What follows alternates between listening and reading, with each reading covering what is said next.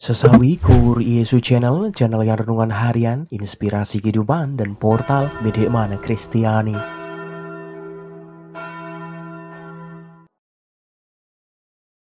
Damai sejahtera beserta kita.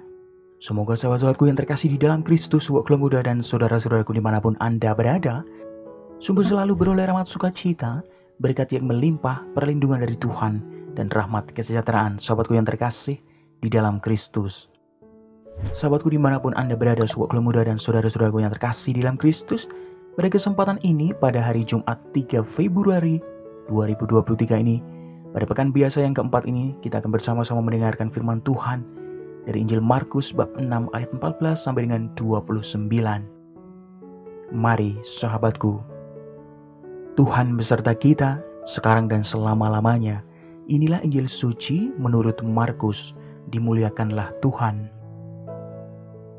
Raja Herodes juga mendengar tentang Yesus sebab namanya sudah terkenal dan orang mengatakan, Yohanes Pembaptis sudah bangkit dari antara orang mati, dan itulah sebabnya kuasa-kuasa itu bekerja di dalam dia.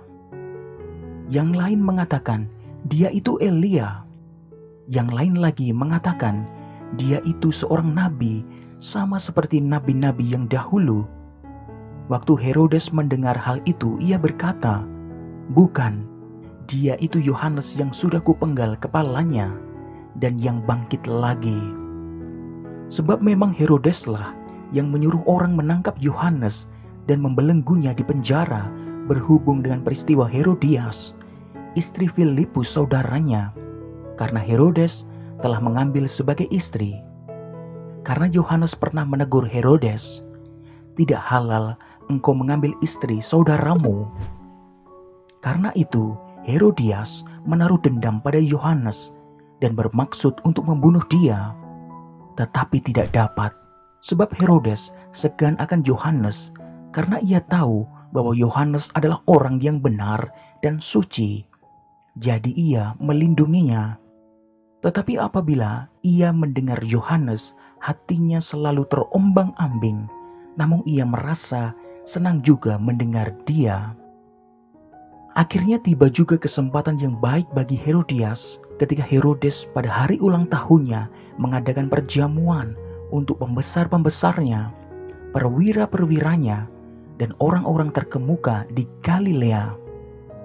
Pada waktu itu, anak perempuan Herodias tampil lalu menari, dan ia menyukakan hati Herodes dan tamu-tamunya.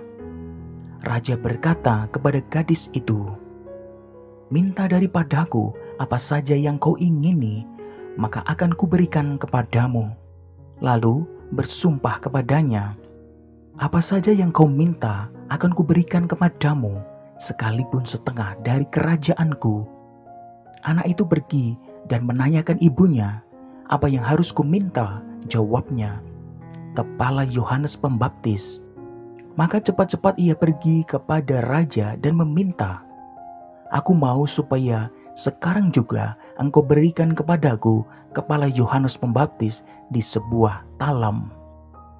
Lalu sangat sedihlah hati raja, tetapi karena sumpahnya dan karena tamu-tamunya, ia tidak mau menolaknya. Raja segera menyuruh seorang pengawal dengan perintah supaya mengambil kepala Yohanes.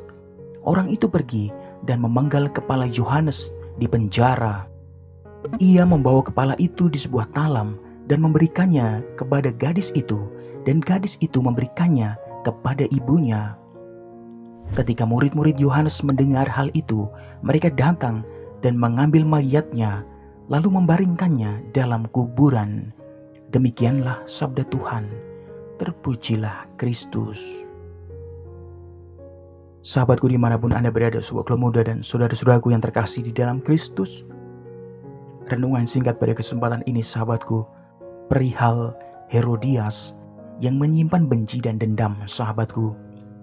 Sedangkan Herodes menjaga gengsi, gila kekuasaan, dan tidak tegas sahabatku yang terkasih. Sungguh sahabatku dimanapun Anda berada, perasaan-perasaan negatif ini menggerakkan Herodias dan Herodes untuk melakukan kejahatan yang lebih besar sahabatku, yaitu membunuh Yohanes Pembaptis. Sahabatku yang terkasih dimanapun Anda berada, sedangkan Yesus adalah pribadi dengan perasaan-perasaan positif, sehingga ia dijauhkan dari bujukan-bujukan setan dan siap melakukan kehendak Allah. Sahabatku yang terkasih, sungguh sahabatku yang terkasih, kita perlu mewaspadai dan tidak meremehkan perasaan-perasaan negatif yang muncul dalam diri kita. Misalnya, merasa diri kecil dan merasa diri selalu ditolak. Perasaan-perasaan negatif ini rawan bisa mendorong kita untuk melakukan kejahatan yang sungguh amat besar kepada sesama, sahabatku. Karena itu, sambil mengolah perasaan-perasaan negatif itu, kita sungguh-sungguh mengupayakan untuk berpikir dan bersikap positif terhadap sesama. Amin. Kemuliaan kepada Bapa dan Putra dan Roh Kudus, seperti pada permulaan, sekarang, selalu, dan sepanjang segala abad. Terpujilah nama Yesus, Maria, dan Santo Yosef, sekarang dan selama-lamanya. Amin. Mari sahabatku yang terkasih, kita tutup renungan singkat ini, kita bersatu dalam doa. Marilah berdoa. Dalam nama Bapa dan Putra dan Roh Kudus. Amin. Ya Bapa yang Maha Sempurna, jadikanlah kami peka akan hadirnya perasaan-perasaan negatif, dan sungguh bantulah kami untuk mengolahnya, serta janganlah biarkan kami semua dikendalikan oleh perasaan negatif itu dalam mengambil keputusan-keputusan.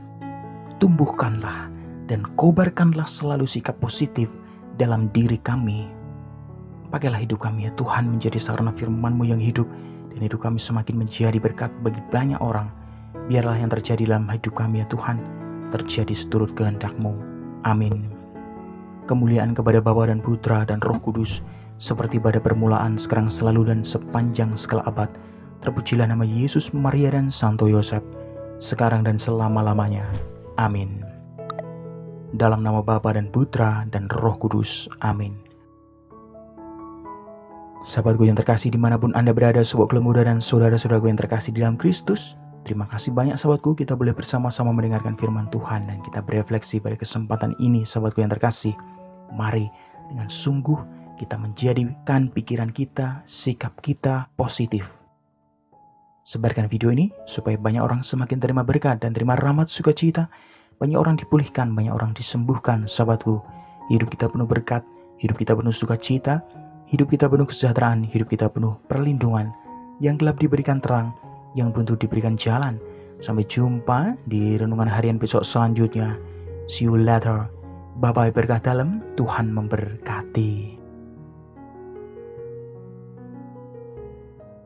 Terima kasih udah nonton. Jangan lupa subscribe, like, nyalakan notifikasinya, dan share ya.